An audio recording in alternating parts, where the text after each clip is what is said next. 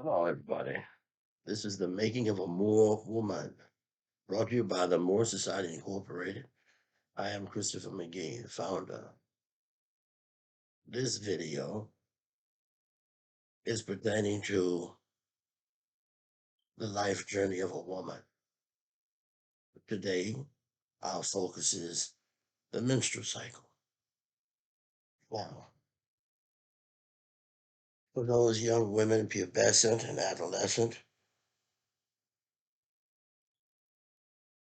but this information could also be useful for young adult women. All those young children are prepubescent. Okay, this is focused on the nature of a woman's menstrual cycle. Um, in a society like ours with white folk, there's a lot of ugliness about the menstrual cycle, about a woman's time of the month. It's a very negative, very ugly thing. Um, I've heard it referred to as odd flow. Odd flow is supposed to be one of those family members who always bring a bunch of negativity and irritation and frustration, and people tolerate it because she's family, but nobody really wants her around. Aunt Flo. I've even only my favorite is the curse. Oh, it's the time of the month for the curse, and it's all of this negative, this ugliness, and it's unfortunate that in their culture that it's so negative, but to bring young black American women up to speed to understand what it means to have a menstrual cycle, uh, its importance. This video was created to kind of scratch the surface on where the Moor society is going in terms of uh, how it's exploring this special time of a woman's life, or a special time for her development, and its relationship to a woman's life journey, as well as the overall relationship to uh, culture, its cultural and ethnic importance. Now, menstrual cycle, now menstruation, the process in a woman of discharging blood and other materials from the lining of the uterus at intervals about one lunar month from puberty unto menopause, except during pregnancy. Okay, that's administration of the, and then there's now when you talk about the menstrual cycle, just general information. A menstrual cycle begins the first day of a period. There are four phases to the menstrual cycle. One is menstruation, one is follicular phase, there's ovulation, there's the luteal phase. The menstrual cycle falls in line with the lunar calendar, falls in line with the ocean's tide and the lunar calendar. It's believed ultimately that just as the moon affects the rising and falling of the tide in the ocean, that it has the same effect on a woman's body. Now, like the earth, like Mother Earth, the majority of our existence, of our body, is water, just like the earth. So if there is a fellowship between the moon and the earth, it would have this. It wouldn't just be humans. The truth is that if you get to take your chances to learn, uh, many animals have a fellowship with the moon, and the lunar cycle affects their bodies in different ways too. Now, this is our connection to our Mother Earth, our connection to the heavens, and those who understand creation, who've taken time to study and explore, understand that this is not a miraculous thing. It's just the nature in which we were created. His Majesty created us all in sync. Now, about 6 out of 28 days out of each month, a woman ovulates. That's the ovum coming out of the ovary and making itself available. Menstrual flow might occur every 21 to 35 days and last 2 to 7 days. Now, this varies from one woman to another. This is just a scope. Whether it's 2 days or 7 days, it's all considered normal. Most women have periods that last 3 to 5 days each month, and it's important that if you sometimes have it 2 or 3 days and some other times have it five, this is not something that you should worry about. Uh, according to the studies, pregnancy, lifestyle factors, birth control, and medical conditions can influence it. So all women are different in that respect, but our focus today is just that. Now, um, understanding the menstrual cycle. Here in the United States of America, you have the armed forces, and particularly the Army. The Army has a reserve. You have active duty soldiers that go in, and they're soldiers full time. They work for the Army, live in the Army, they travel all over the world for the Army. Then you have what you call Army reserves. Now, these are known as your weekend warriors. As an Army reservist, you would go join the military, go to a military base, you get your basic training, then you go to your advanced individual training, where you will go to a base and attend a military occupational school. Your MOS. It could be combat medic. It could be a nurse. It could be combat engineering. It could be mechanic, automotive mechanic. It's a wide variety. It's a great many schools. But people join the military, they give them a military occupational school, and that represents their advanced individual training. Once they complete that, they go back home where they work a job just like everybody else. And they wear their soft clothes and they live every day. But 2 weeks out of every month, 2 weeks out of, a weekend out of every month, I beg your pardon, you go to the military base and you study and you train in the way of the military code, military tradition, military customs was proper. You get into your training and you're basically in the programs that facilitate war, facilitate emergencies, where you will be called out to go out into the field, maybe travel to other parts of the country, maybe travel to other parts of the world, and serve your country as a soldier. Now, what you have to understand is that reservists, they 1 weekend out of every month and 2 weeks out of every year, they go in for military training. And the other time, they wear their soft clothes, ordinary civilian clothes, and live like any other civilian. I'm bringing up the Army Reserves because I want you to see the comparison. I want you to understand how important it is that these ordinary, everyday civilians once a month get together and they take off their soft clothes. They put on a uniform. They put on their camouflage gear. They put on their Kevlar hat. They put on their rucksack. They put on their combat boots. And they go out and they train to serve their country. All right? Your menstrual cycle. When a woman goes through menstrual menstruation, the lining, the flushing, the contractions to flush out the uterus, the cramping, these all are similar to that of childbirth. Conception, pregnancy, birth, childbirth. And every month, a woman gets the privilege of having a menstruation. Every month, they go through their menstrual cycle. The menstrual cycle is your reserve duty training. That's right. I'll say it again. Your reserve duty training. That means if conception, pregnancy, and birth was war, your monthly menstrual cycle is your reserve duty training. It's where you study and learn and prepare for all of the challenges and changes and the magnificent things that's going to take place in your body to birth and become a mother and make a baby, create human life. What is healthy and what is responsible for a good woman is to embrace her femininity, embrace her womanhood, embrace her sexuality.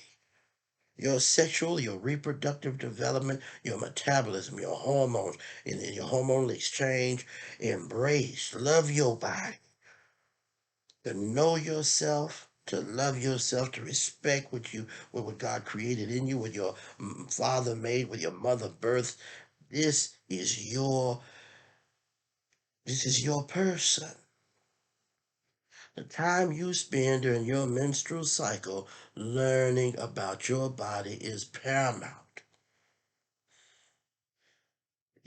You, your mind, preparing your mind through exercises and concentration, meditation to disconnect, concentration to focus, to center yourself, studying Tai Chi, studying yoga, companions to yoga, samananada. You learn to use certain postures that put pressure on the uterus and some postures that take pressure off of it.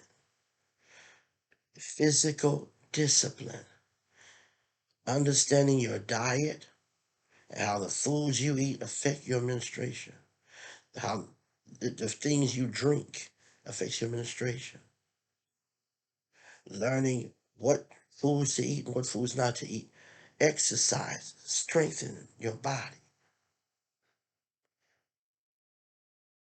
When you learn how to focus your mind, you center yourself, these are all exercises and discipline.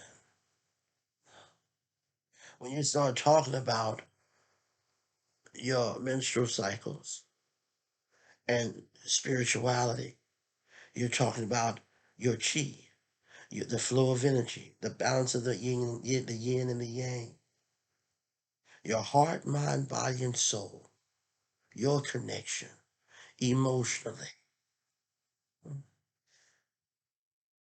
It's unfortunate that you live in a society that teaches you that menstrual cycles are a bad thing, that they're not important, that they're a waste of time, that they're God's punishment, and that young women don't learn in the way of that black women don't learn in the way of their people to embrace themselves, to love their sexuality, to not be ashamed of your body and all of the beautiful things that take place in it.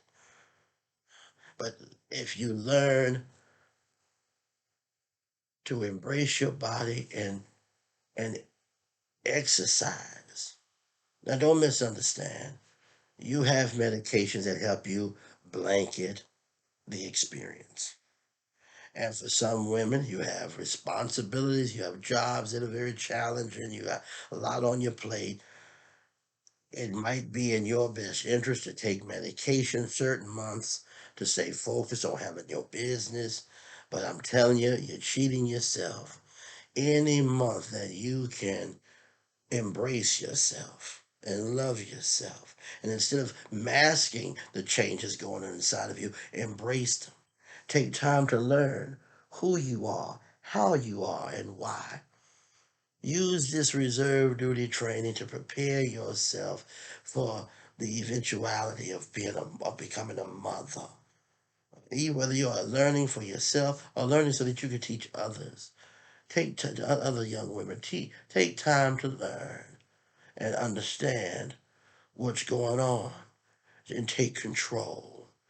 You have, like I say, there's yoga, savananana, there's tai chi, which are physical discipline, postures, and for to do with physical. Then you have techniques and concentration. Martial artists use when you see them punching boards and punching bricks. There's a level of concentration and focus and balance. Then there's the breathing method. The breathing method goes all the way back, Native American, African. It was during, I believe it was during World War II, was it? Monsieur Lamars, white dude out of France, traveled to Africa and different parts of America where he experienced women using the breathing method for different aspects of life, but most importantly, during childbirth. Before Monsieur Lamar's took the breathing method and created the Lamar's method, white folk were the exact opposite of what you read about now. Giving birth was a horrific experience. People talked about giving birth like with the valley of the shadow of death. It was meant to be torture. Doctors, educated doctors, would tell women to go home and smoke a cigarette or sit down and relax when you're pregnant and don't tax yourself. When the truth is, it should be the exact opposite. Over time, they've learned better. When you're pregnant, you should be training like an athlete to discipline your body, strengthen your body. Don't get me wrong, I'm not saying that they have low impact exercises for pregnant women. But stretching, exercise, keeping your muscles toned, because when you go into labor, it's push, push, it's strain, it's stress, it's work. So no, you want to be in shape, you want to exercise. And if you when mass practicing the breathing method and the different stages of the breathing method, whether it's the locomotive or the breathing for somebody running long distances, or if you've ever watched power lifters on TV, they lift the weight up, ooh, and they push it off of that breathing. These are techniques. There's several different techniques that apply in everyday life that women use specifically when childbirth. These breathing practices should be exercised during your menstrual period. So the breathing method, yoga, savananana, tai chi, concentration techniques, meditation techniques, watching your diet, your fluid, and listening to your body. Listen to your body, embrace your body. Every month you can spend helping bridge the gap between you and what is being taught to be something foreign inside of you is a plus. Everything you can study and learn to better love and appreciate the many changes going on through your body during menstruation is helpful. Take the time, get a journal. Get your baby girl, you got a daughter, get her a journal. Take time and map out her menstrual cycle. Let her mark it on a calendar. Let her explore and measure and see the discipline and how her body's changing. Don't let this be a foreign, some alien thing to her, something foreign and out of touch. And don't let her get comfortable just masking and pretending like it's not happening. No, you as a woman are blessed with the privilege of having Mother Nature give shape to your world every month in a way that is physical and real. And it's just an amazing thing to see a woman empowered with so much, and the tool is right there inside of her, unfolding that biological clock that communicates so much all the time. It's just such a beautiful and extraordinary thing just to know. Anything you can learn about the menstrual cycle, about your body, about your paternal and maternal grandparents, from menstrual to cycle to premenopause to menopause. Learn about the biology of your bloodline. Understand the different changes you're going to go through regarding your sexual and reproductive development, regarding your hormonal exchange, as well as those abnormalities that might come with it, from a postpartum depression to premenstrual to PMS, um, the possibilities of cancer and things of that nature. Be on point for not just for you, but for your children and your children's children. Embrace the menstrual cycle. Embrace the years and the timeline for your reproductive development. Embrace your biological clock. Learn to dance and be in tune with its beat and its rhythm. Be in tune with its flow. It's an important part of you and who and what you are. Share it with your mother and your grandmother. You all use this as a way, a bridge of gapping the space between you, and preparing you for your years to come. If you're in your 20s and your body's going to make changes in your 30s and your 40s and your 50s, get to know your paternal and maternal grandmothers and get some insight into that. It'll make all the difference in the world. I hope that in the years to come, that through the African village, the Moor Society will be able to create a training program, a wellness center where chiropractors and therapists and yoga and different gentle arts and martial arts and just every process, every learning platform, every tool and resource can be used so that black women can get more in tune with themselves and each other, and to love your body and embrace what this majesty created in you. This has been a service provided by the Moor Society Incorporated. The learning platform is the making of a Moor woman. I am Christopher McGee. If you found anything in this video useful, please click the link down there that says like and then tap subscribe and keep your eyes open. We'll have more informative recordings. The purpose of this recording being our effort to explore Negro social studies, an effort to build a more refined African American culture. Education is the key. That's what we're about. We'll have some more videos coming to you real soon. I'd like to get your feedback. Have a good night.